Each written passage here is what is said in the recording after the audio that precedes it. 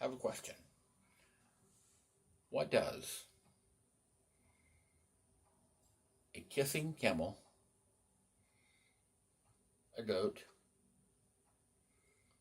an X-ray have to do with either a contract killer or a world-renowned chef? Those three things are in Killer Chef, and they're all tied in.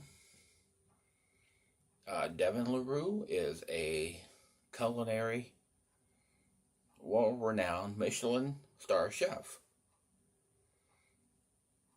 He's got TV shows, he's got award-winning restaurants, he's written books. He's also a contract killer. Like I said, Killer